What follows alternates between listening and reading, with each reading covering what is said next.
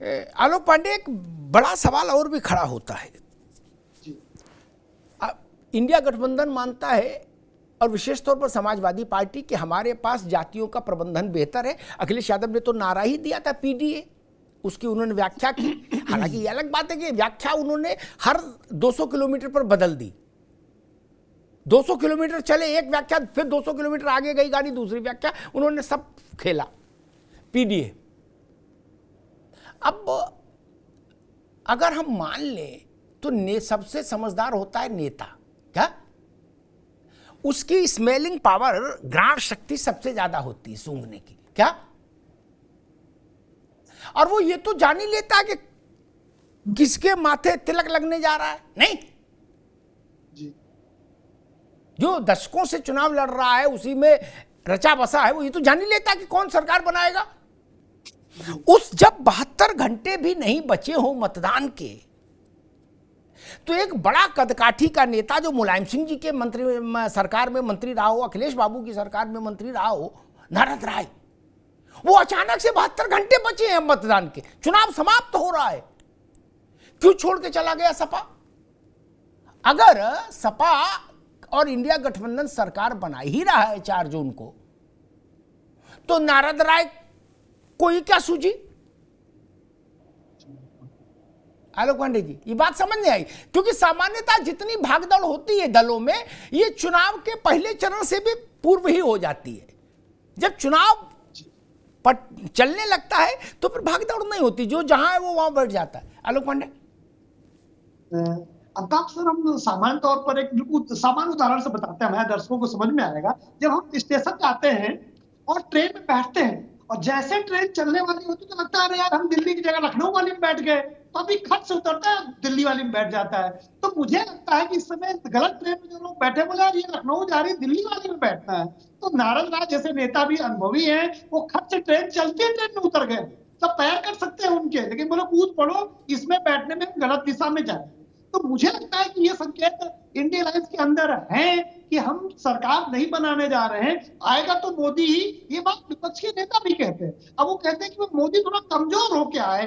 अगर वो जवाहरलाल नेहरू के स्टेटस को पा गए, 3 बार लगातार पूर्ण बहुमत की सरकार बना ले गए, तो फिर बड़ा दिक्कत आ जाएगा। इधर भारतीय जनता पार्टी कोशिश क्या कर रही है कि 400 के आसपास पहुंच जाए, मोदी जी का रिकॉर्ड बन जाए, तो जवाहरलाल नेहरू से बड़ा कद खड़ा किया जाए जो गैर कांग्रेसी हो। तो लड़ाई केवल चुनाव जीतने तक सर नहीं है, जितनी मेरी समझ है भारतीय जनता पार्टी और उसकी, उसमें वो मोदी का कद बढ़ाने की भी है।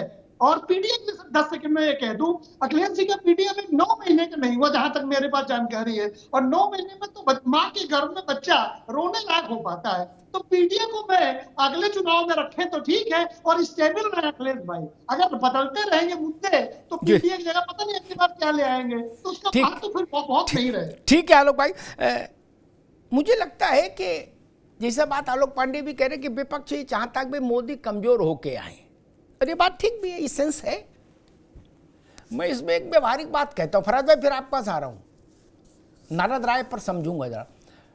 एक व्यवहारिक बात कहता हूं, हाइपोथेटिकल है लेकिन है प्रैक्टिकल, क्योंकि 4 जून से पहले तो सब कुछ काल्पनिक है। मान लीजिए 290 की सरकार बनी, 280 की सरकार बनी, तो आपको सबसे ज्यादा संकट क्या है? ईडी, सीबीआई, इनकम टैक्स, यही ना? तो ये विभाग सरकार से मुक्त होकर कांग्रेस के अधीन हो जाएंगे क्या? ऐसा तो नहीं ना? ना ये विभाग समाजवादी पार्टी को रिपोर्ट करने लगेंगे, बोले नहीं अब भाजपा वालों को 290 आए इसलिए अब कांग्रेस की अरे सपा को रिपोर्ट करेंगे ये विभाग, ऐसा तो है नहीं।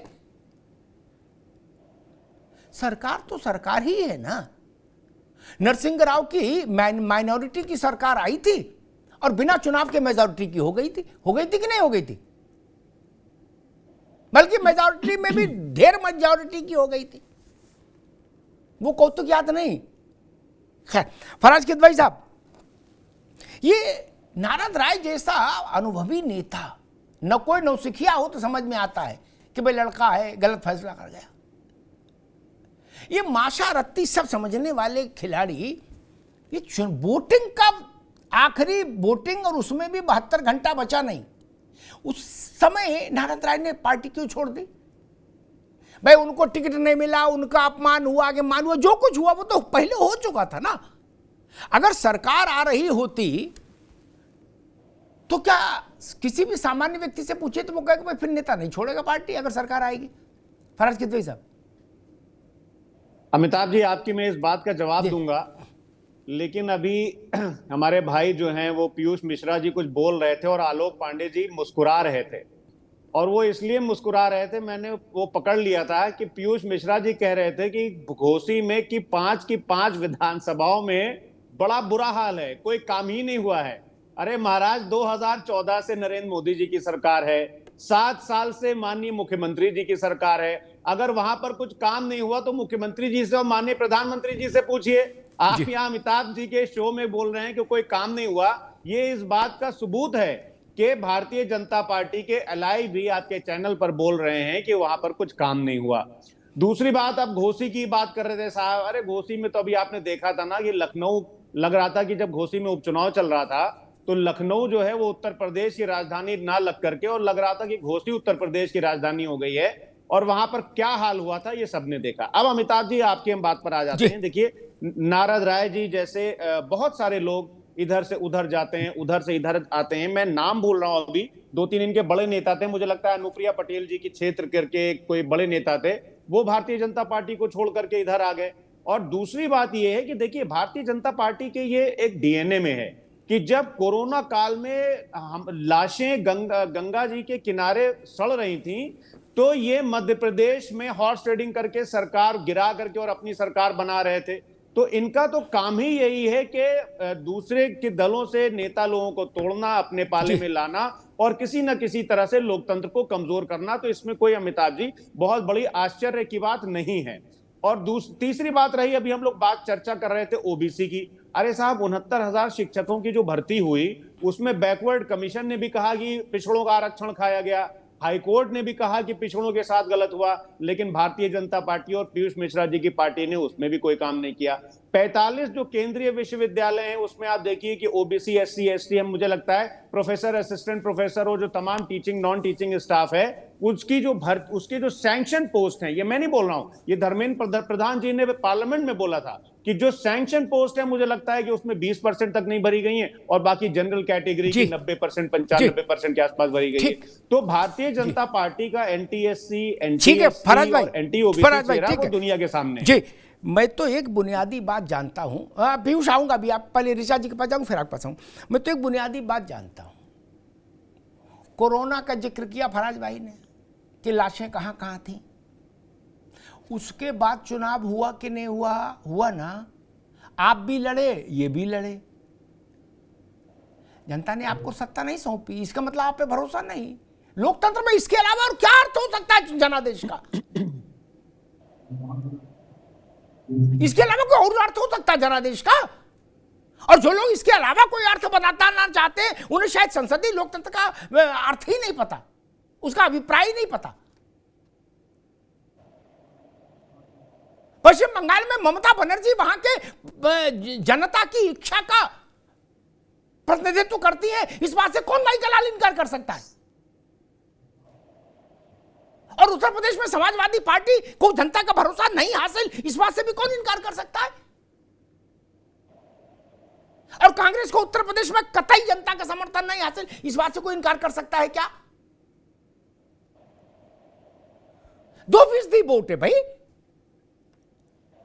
2%। तो उत्तर प्रदेश का विषय हो या किसी प्रदेश का, या पूरे देश का, पॉपुलर मैंडेट कहां है, जनता का जनादेश कहां है? मेरे लिए वही वरेण्य है, वही सिरमाथे है, ये जान लीजिए।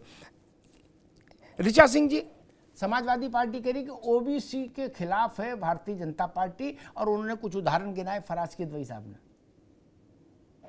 और नारद राय के लिए वो ये कह रहे हैं कि आप लोग किसी को विपक्ष में रहने नहीं देते हो। शायद वो ये भी कहना चाह रहे हैं कि जितने हैं वही गनीमत है।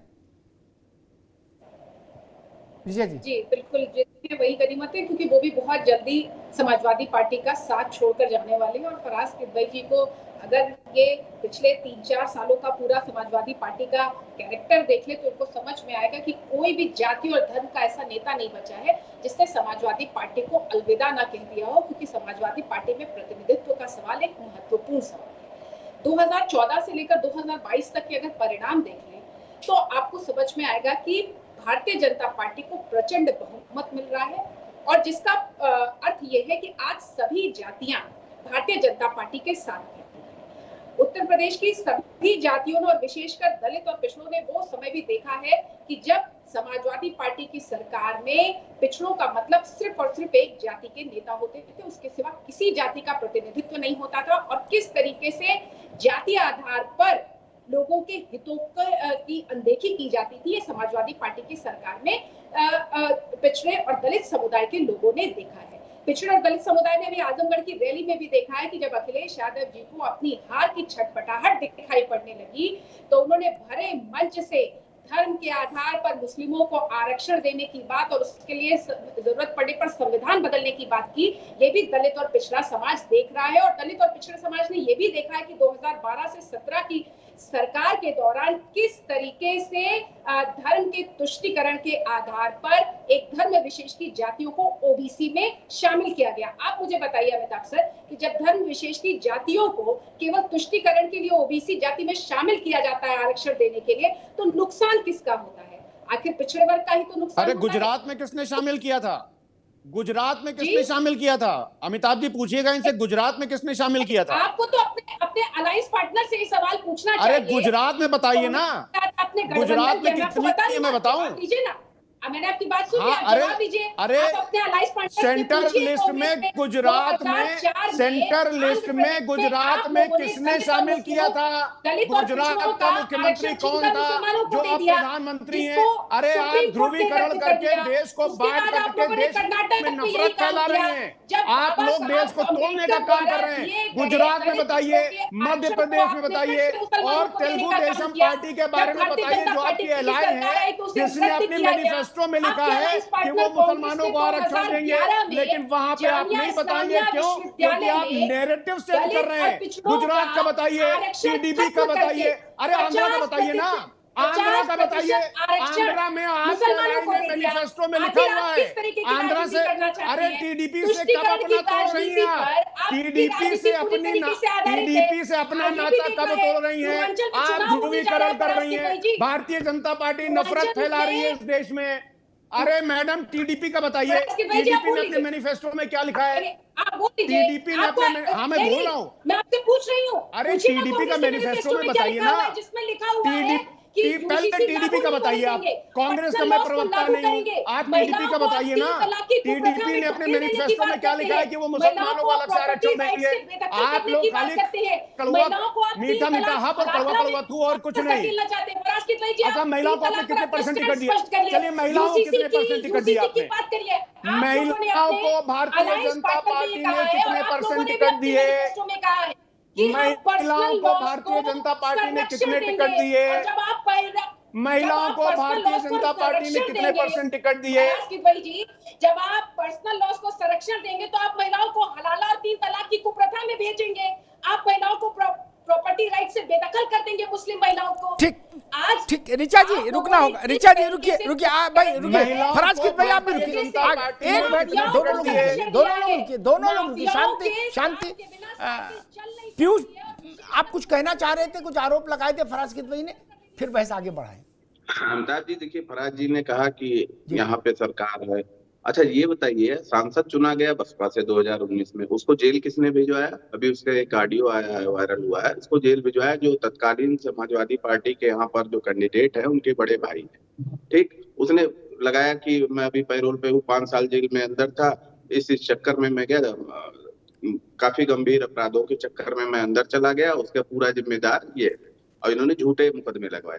तो देखिए, और बात करेंगे विकास की, घोसी का जो विकास है, पर्टिकुलर डॉक्टर अरविंद राजभर यहाँ के लिए तत्पर है और यहाँ के लिए केंद्रित है। प्रदेश में हमारे राष्ट्रीय अध्यक्ष कैबिनेट मंत्री है पंचायती विभाग के, वो भी जी जान से लगे हुए हैं, चाहे बांसगांव जाना हो, देवरिया जाना हो, चाहे बलिया जाना हो, हर जगह वो जा भी रहे हैं। और एनडीए के प्रत्याशी को जिताने के लिए हर तरीके से तत्पर है। जहां तक पर्टिकुलर घोसी की बात करें तो मैंने कहा ना, कल्पनाथ राय जी के बाद घोसी का विकास, 4 बार सरकार बसपा की रही, 4 बार सपा की रही, ये सब इन्होंने क्या किया? इनके जो नुमाइंदे आते रहे, जनता को लूटते खसोटते नोचते और दिल्ली चले जाते रहे। हमारा कहने का मतलब तात्पर्य है कि डॉक्टर अरविंद राजभर एक पढ़े लिखे सुलझे व्यक्ति हैं और घोसी की जनता से रोज हम लोग यहाँ पे अपील भी कर रहे हैं कि आगामी जो 1 तारीख है उसको छड़ी चुनाव चिन्ह जो हमारा गठबंधन का मिला हुआ उस पे वोट देकर डॉक्टर अरविंद राजभर जी को भारी बहुमत से विजयी बनाए। ठीक, बाकी रही ठीक, अरे ठीक है भाई, अब पूरा प्रचार यही ना कर दो कि भारी बहुमत से विजयी बनाए, तो फिर ये प्रेस कॉन्फ्रेंस में करो।